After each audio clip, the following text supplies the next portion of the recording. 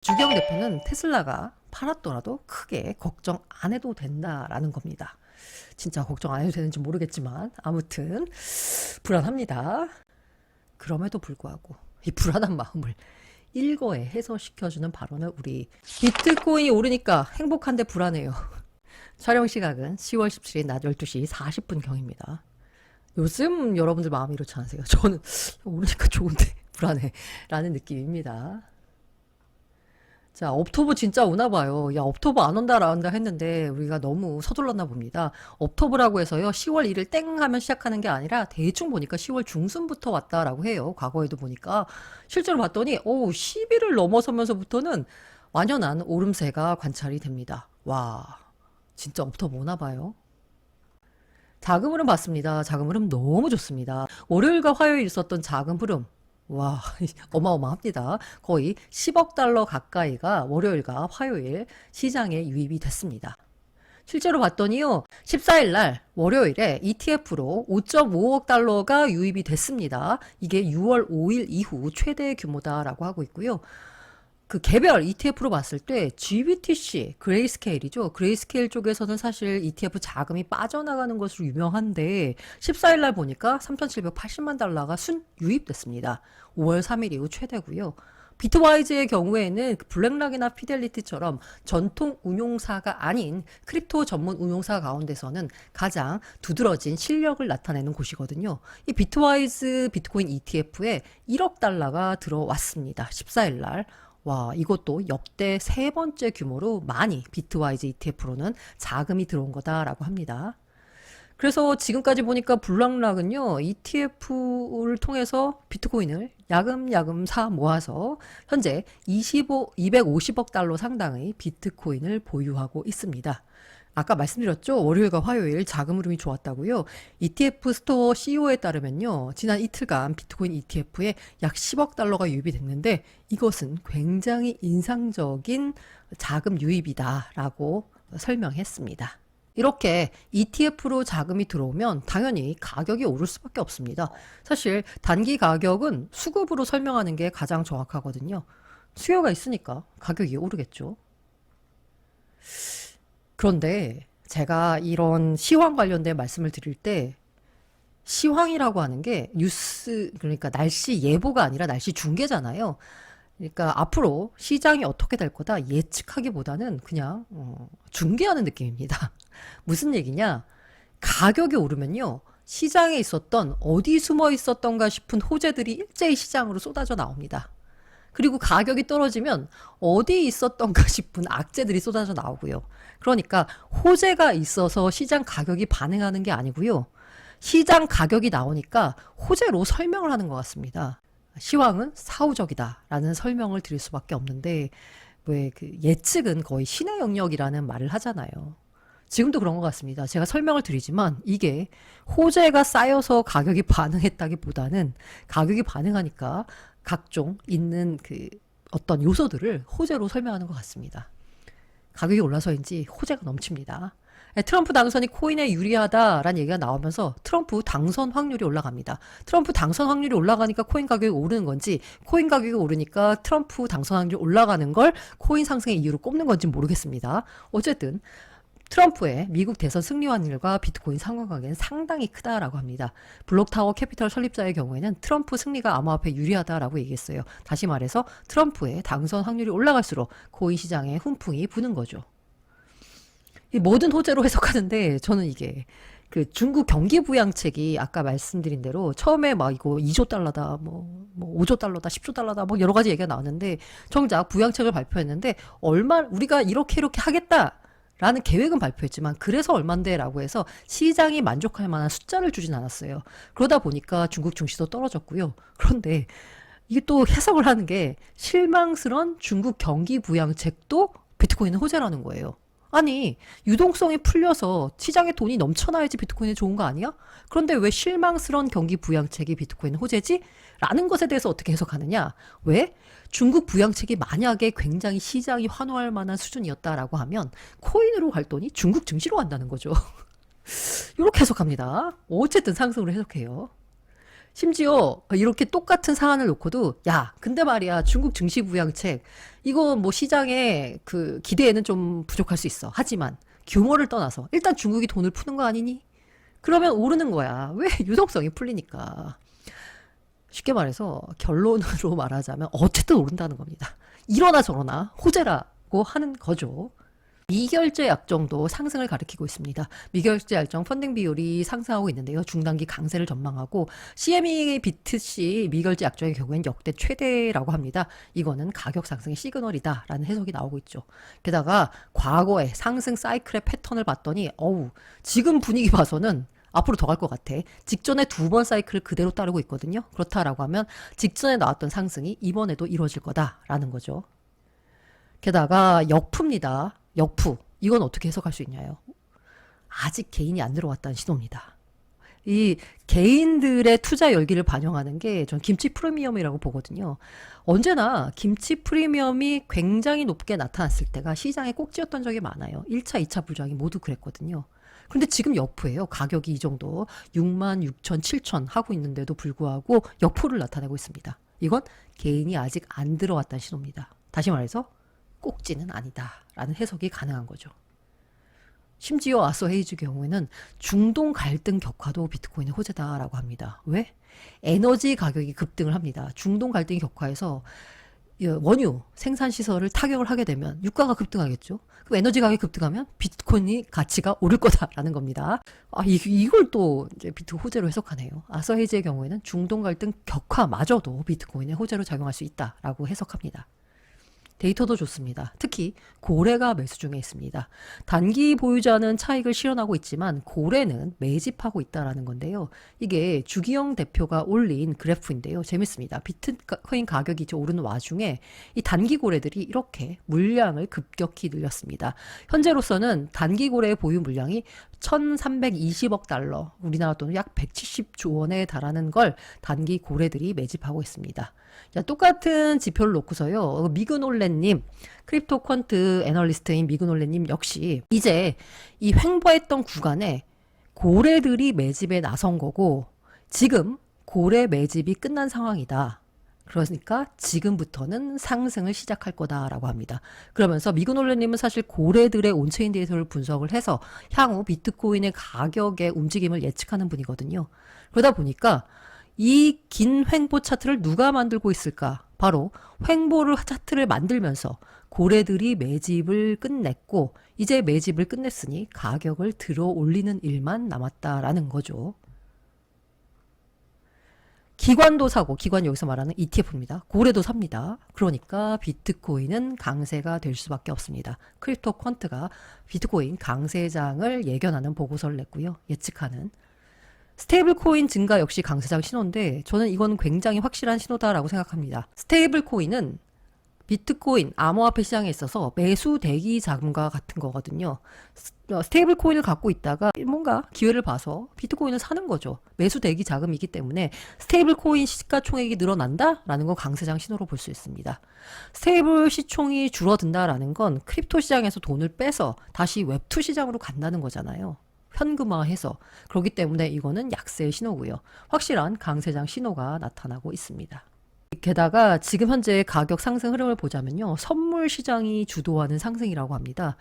앞서 갑자기 급등하는 느낌이 나왔거든요. 그때 숏 포지션이 대거 청산이 되면서 가격이 급등했는데 역시나 선물 시장이 주도하면서 켜켜이 쌓여있던 숏 포지션이 대거 청산이 되면서 7만 돌파는 금방 올 것 같다라는 분석이 나오고 있고요. 기술적으로 분석을 해보면 연내 한 7만 3천 달러까지는 오를 것 같다라는 분석들을 애널리스트들이 내놓고 있습니다. 특히나 그 기존 웹2 은행이죠. 스탠다드 차타드 쪽에서 나온 보고서를 보면 미국 대선 전에 7만 3,800달러까지 도달할 수 있다라고 예측했습니다. 내년 1분기 조금 먼 얘기긴 하지만 어쨌든 희망회를 돌려보자면 23만 달러까지도 갈 수 있다라고 애널리스트들이 전망을 했습니다. 하지만 코인 투자자들의 숙명인지 모르겠습니다. 이게 올라도 불안해요. 언제 떨어질까 싶거든요. 야, 지금 갈 것 같은데 라고 보면 나중에 돌이켜보면 그때가 꼭지였던 경우도 있거든요. 그래서 호재 뉴스 막 넘쳐나니까 오히려 불안한 느낌이 없잖아 있습니다. 이 와중에 나온 부정적인 뉴스라고 하면 테슬라가 보유한 지갑에 비트를 움직였대요. 테슬라가 왜 비트를 이체했을까? 팔려고 그런 거겠죠. 이 테슬라가 들고 있는 비트코인이 추가 이체한 게 총 7.6억 달러 상당이다라고 해요. 아까 이틀 동안 ETF로 들어온 돈이 얼마나 그랬어요? 10억 달러? 그래서 이 규모만 놓고 보자면 테슬라가 이체해서 혹시나 팔 수도 있는 비트코인 물량이 금액만으로 놓고 보면 막 시장에 엄청난 충격을 줄 정도는 아닙니다. 하지만 테슬라의 비트코인 매도는 이 비트에 투자하는 사람들에게 심리적으로 굉장한 타격을 줄 수 있어요. 그래서 걱정입니다. 물론 이 걱정인데 이 주기영 대표에 따르면 걱정 안 해도 된다. 왜? 말씀드린 대로 이거 영향 크지 않다라는 거예요. 자, 주기영 대표는 테슬라가 팔았더라도 크게 걱정 안 해도 된다라는 겁니다. 진짜 걱정 안 해도 되는지 모르겠지만 아무튼 불안합니다. 게다가 이 배우신 양반들이 그 기득권이라는 표현을 아까 쓰셨는데 이런 말을 하니까 불안한 거 맞아요. 왜냐하면 여전히 비트코인을 투자 대상이 아니라 투기 대상, 너무나 가격 등락이 큰 투기 대상 자체로만 보기 때문에 닐 카시카리 여는 총재가 비트코인 여전히 가치가 없다라고 말을 했어요. 그러니까 불안한 마음이 한켠에 있습니다. 그럼에도 불구하고 이 불안한 마음을 일거에 해소시켜주는 발언을 우리 레리 핑크 블랙락 CEO가 했습니다. 역시 돈 많으면 형입니다. 돈 많은 형이 입김이 제일 센 법이죠. 레리 핑크가 비트코인에 대한 확실한 지지를 표명했습니다. 사실 블랙락의 비트코인에 대한 지지는 뭐 여러 차례에 걸쳐 나온 보고서로도 알 수 있는데요. 이번에 CEO가 또 한 번 공개석상에서 이런 발언을 했다는데 의미를 둘 수 있습니다. 비트코인 그 자체로 하나의 자산군이고 시장이 계속 커질 것이다 라고 말했어요. 지금 현재 비트코인 시장 자체를 보자면 약 1.3조 달러? 뭐 2조 달러 정도 되거든요. 그런데 아마 모기지 시장만큼 커질 것이다 뭐 그런 얘기를 했거든요. 그 모기 시장이 55조 달러예요. 그럼 시장이 도대체 얼마나 커질까? 상상해 볼 수 있죠. 이 블랙락의 레리 핑크 CEO가 비트코인에 대해서 열렬한 지지를 밝히고 이 지지가 의미가 있는 건 실제로 돈을 움직이는 돈이 많은 주체가 비트코인을 지지한다라는 점이 투자자들에게 안정감을 준 거죠. 그래서 비트코인이 오르긴 하지만 불안한 마음이 없잖아 있지만 레리 핑크의 발언을 보면서 불안한 마음을 좀 달래보시면 어떨까라는 생각이 듭니다.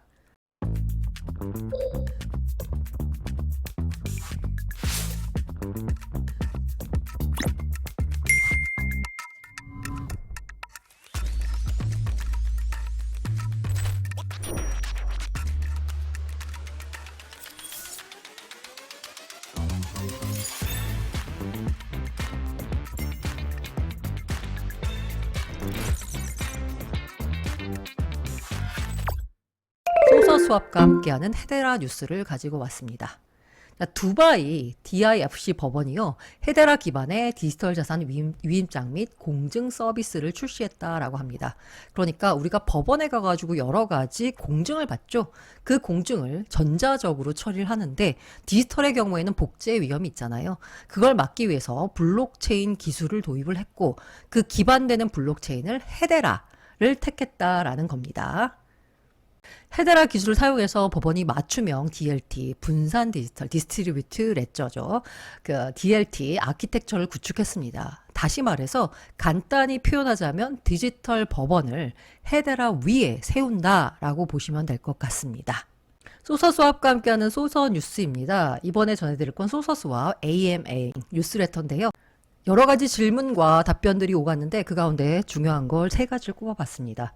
먼저 RWA에는 어떤 것들이 있냐, 소서 수합이 추구하는 부분에 있어서 RWA는 소서 수합과 헤데라 탈중앙 금융의 성장에 있어서 핵심적인 초점이다. 가장 투자자들이 궁금한 다른 중앙화 거래소 상장 계획은 어떻게 되느냐에 대해서 명확한 상장 계획에 대해서 언급할 수 있는 입장은 아니고 노력하겠다라고 했습니다. 또 어떤 분들은요, 소서 수압은 참 좋은데 체인이 별로 안 유명하니까 소서 수압의 성장에 한계가 있는 거 아니냐라는 질문에 대해서 소서 수압 측은 헤데라와 함께한다. 헤데라가 좋은 체인이라서 다만 멀티 체인 전략도 동시에 추구할 거다라는 답을 줬습니다.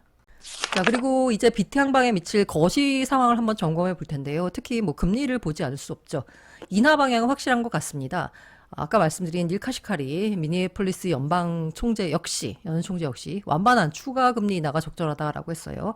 데일리 여는 총재 역시 향후 수차례 금리 인하를 전망했습니다.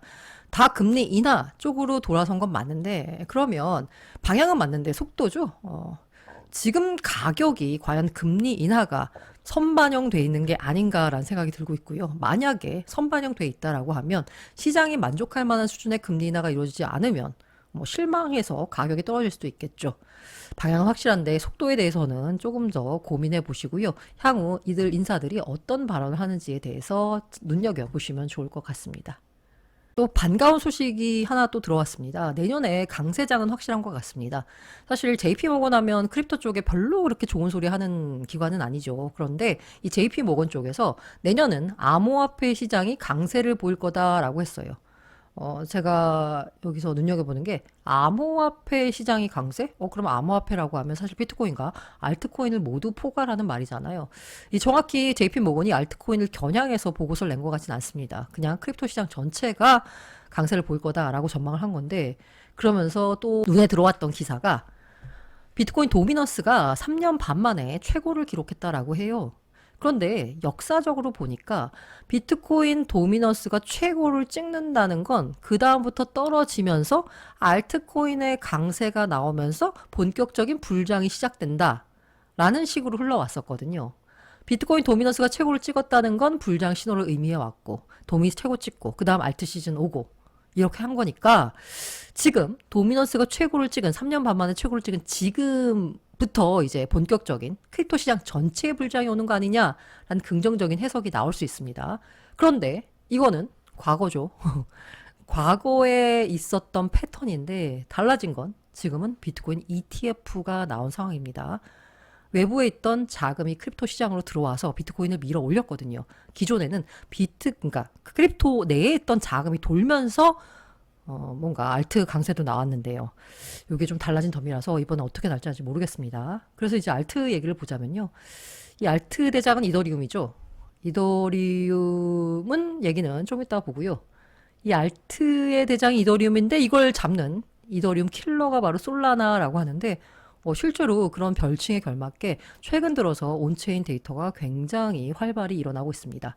주간 온체인 거래량이 이더리움을 추월했고요. 덱스 1일 거래량이 4일 연속 1위를 기록했습니다. 이더리움을 누르고요. 게다가 솔라나 밈코인 봉크 있잖아요. 제가 PPL을 한 밈코인이기도 한데, 그 ETP Exchange Traded Product ETF와 ETN을 포괄하는 게 ETP거든요. 승인을 받았다라고 합니다. 이야, 대단하네? 어마어마하네? 다만 요 ETP의 경우에는 적격 투자자에게만 판매되는 상품입니다. 그러니까 일반인들이 다 투자할 수 있는 게 아니고요. 순자산이 100만 달러가 넘는 개인들만 투자할 수 있는 상품이긴 한데, 코네티컷주에 거점을 둔 중소규모 투자 기업이 내놓은 상품인데요. 어쨌든 여기서 솔라나 ETP도 운영하고 있어요. 솔라나뿐만이 아니라 그 해당 체인의 밈코인의 금융상품까지 나왔다? 이 해당 체인이 얼마나 잘 나가고 있는지를 보여주는 것 같습니다.